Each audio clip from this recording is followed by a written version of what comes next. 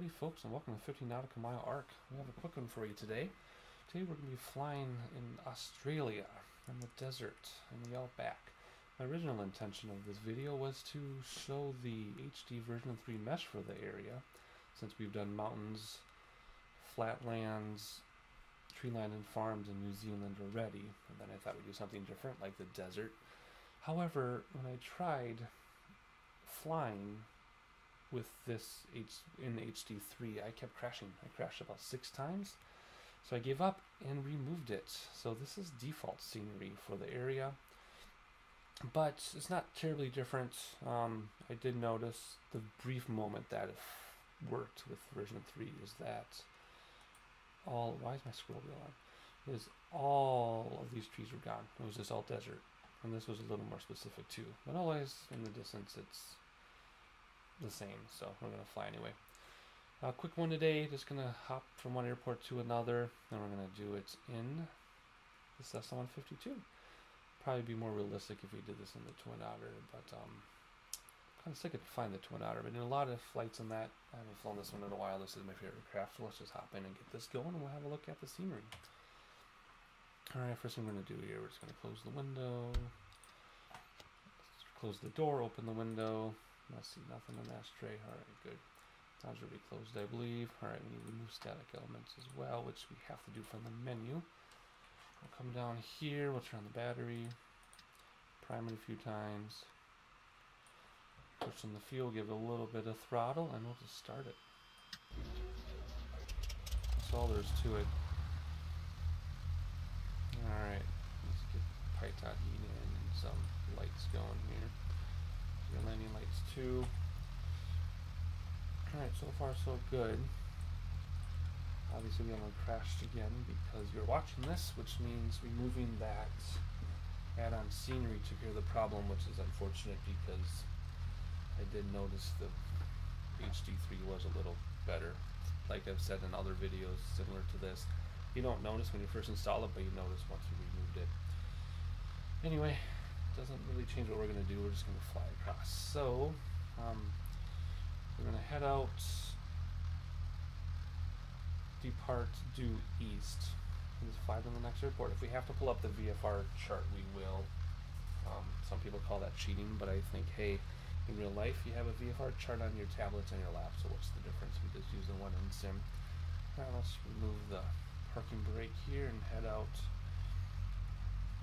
Quick startup. Sometimes it takes 20 minutes to get going. Times like this, it just takes a minute and a half to get going. I have talked about this plane at great length in previous videos, so just go back a few videos on my channel and I'll talk. You'll hear me talking about this plane a lot. Otherwise, quick summary is that it's a great aircraft. My favorite aircraft. It handles well, looks fantastic. Supposedly there's an autopilot. I've said in a previous video on this that there's no autopilot, but apparently in here somewhere there is. So I'm going to have to look again at another time. Other than that, there's not much to it. You just have a few gauges and a few switches and dials to play with, just like the real thing. This is a trainer aircraft in real life. 2-seater, there's nothing behind this. Which I'll show you in a moment once I make this turn. Okay, there's nothing there. Just cargo. Alright. I don't feel badly about flying to airport without a modeled, because in real life there's nothing here either. Of course there are towns nearby, but this airport's really nothing to it in real life. There was a taxiway, as you saw, so it was modeled in 2D, either an X-Plane 9 or X-Plane 10.3, and they just brought it over to X-Plane 10.4.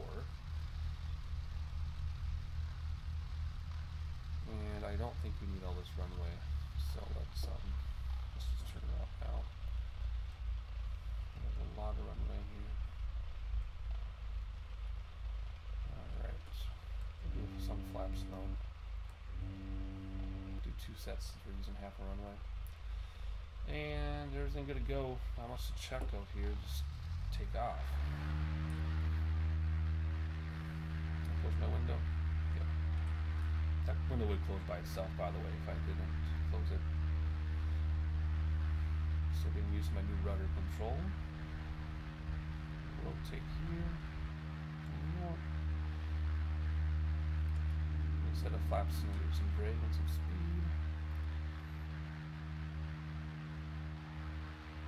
And if I run my heading for a moment, and then we are just going to go due east until we find another airport. Well, there's not a whole lot to see in terms of detail missing from running default scenery. Like I said, the only thing I noticed between my previous attempts of flying this versus now is there's a lot less greenery. Not too far, too busy sightseeing. A lot less scenery or greenery than there is now. So all that green was gone. It was just desert. Alright, let's head due east from here.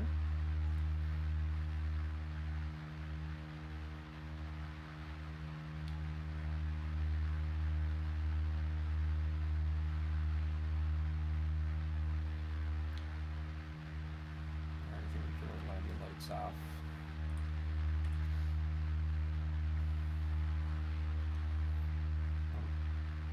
I want to make sure you climb over that plateau. We want to be about 1,000 feet above our terrain.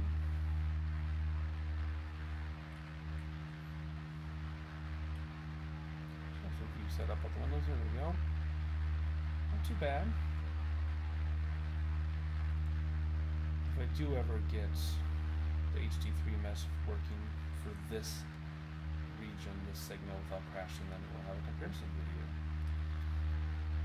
What I mean by that is when you download the scenery, just Google X2010 HD Mesh V3, and you go to the guy's website. I believe he's the designer for the default scenery, which in 10.2, or sorry, in X2010 10.42 is HD version 2, which is what we're flying right now.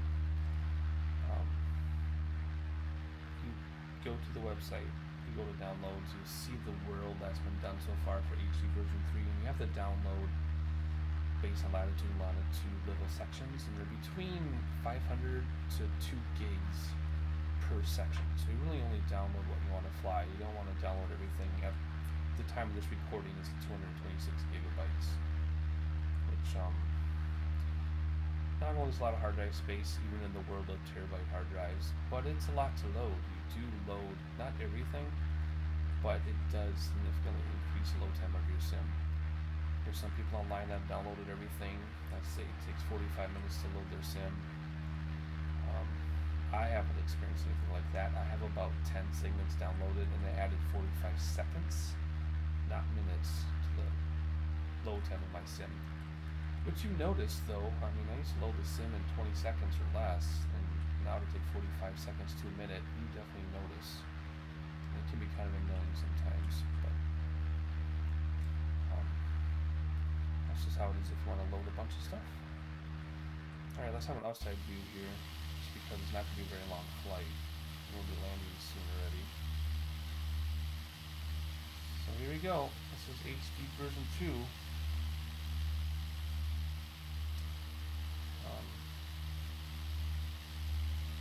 And we'll know nowhere Australia.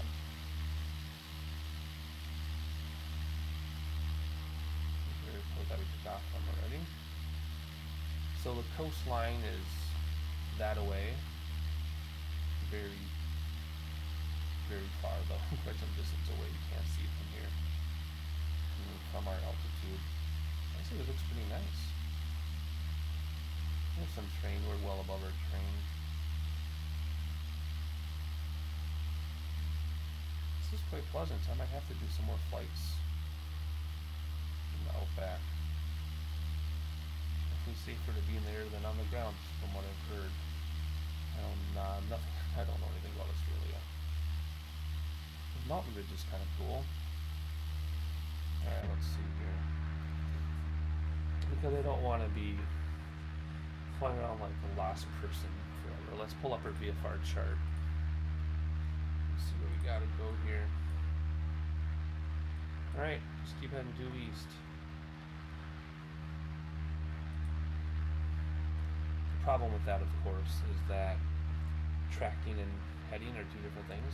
So right now we're pretty much east. We're about 95 degrees. We're turning now. So we're facing 90 degrees, right? We're facing due east. But that doesn't mean we're flying due east. Depending on the winds, we could be tracking a different heading. Alright, so without GPS, we really don't know exactly where we're tracking. We just know we're facing east. So with VFR flying, we would have our chart on our laps, and we'd be kind of dead reckoning, where we'd be looking at a chart and looking for the objects, or the highway, usually train tracks. We don't have that here, so we have to look for dirt roads or this mountain line. See the mountains in front of us there, just off the left of the nose. We'd be following that, for example. Of course, we'd be with somebody who knew the area. We would not fly something like this if we don't know the area the first time. But the way we're going to handle it is we're just going to pull out the VFR chart every couple of minutes to make sure we're in the right direction. Or else it could be a very long flight. And we would pass our destination, not even know it.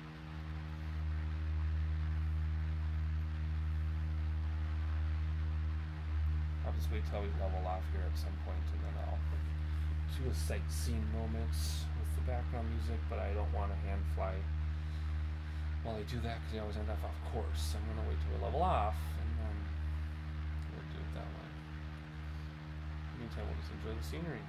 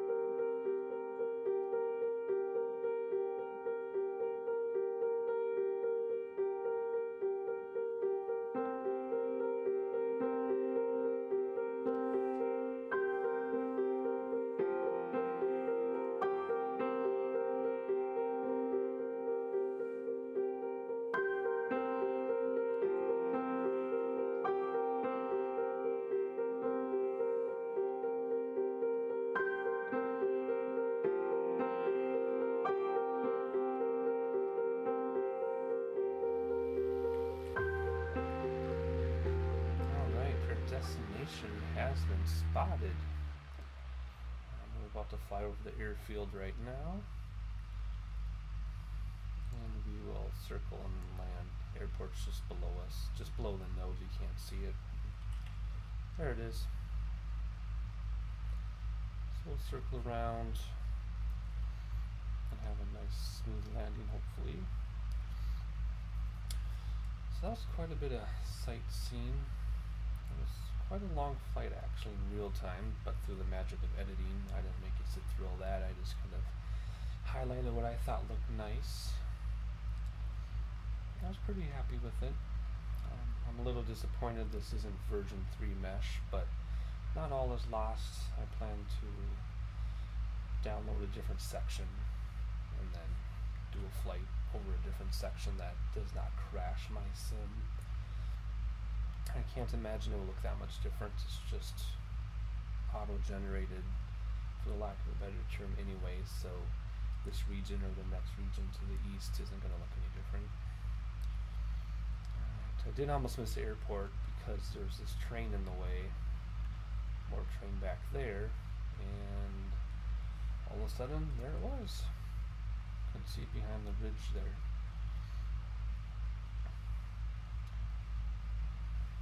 Seems like we kind of we're in like a little bowl.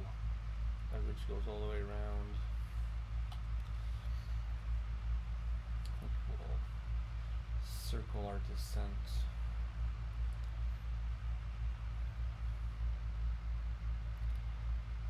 We have quite a bit of altitude to lose.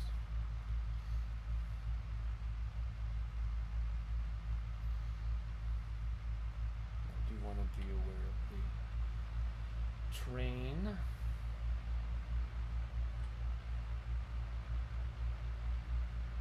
So we'll do a keep going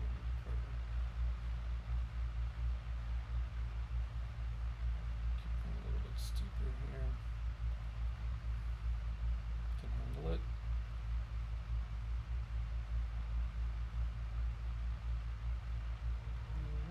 Watching my speed. Killed the throttle, of course. Mainly I want to stay away from that train. There we go. Are those auto-generated trees all over the runway? Yep. Let's see if they're there when we land. They may pop out of view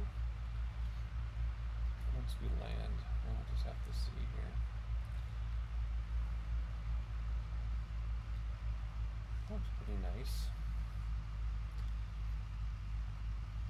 When I do get version 3 working of the mesh, I guarantee you the big thing we'll notice differently is there will not be trees and greenery on the mountains that are like that. It'll just be brown and different textures of brown.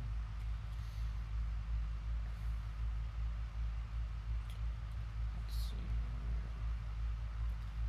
We still need to lose some altitude. So we'll just kind of stay in our little bowl here. These mountains sure look higher once you're low to the ground, don't they? Alright, that should be enough. We don't need a full runway as long as I can get a decent approach.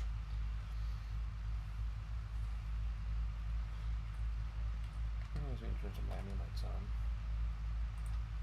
while we're at it.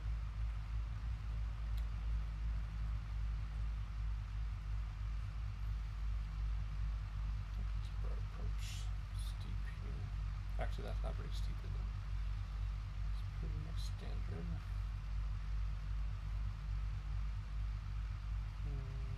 Where is our runway? Oh, whoops. Turned a little bit too well. Alright, so flaps out. We're gonna land about 3/4 way down this runway, so I'm gonna give it full flaps. I don't know how much runway we'll have left. Not the best approach, but you know what? Oh, look at that mess. I'll tell you why that happens after I've landed. I need to concentrate here a moment. Actually, we might only land halfway down the runway. I think if my collisions turned on, or we would have some problems. Oh, this is awful. That tree's moving. They're all moving. Oh, that's funny. Oh, the runway's floating. I'll explain that too in a minute. And we have the runway back. And there's, yeah, there we go. Well, given what we had to work with, that wasn't so awful. Alright, so why does that happen? This runway, this airport was modeled in 2D, probably in X-Plane 9 or 10.3 or newer. And they did not include exclusion zones in their modeling. So what you do when you model an airport is you tell it, okay, for this area, do not let trees or autogen or cars or roads or buildings appear in this area.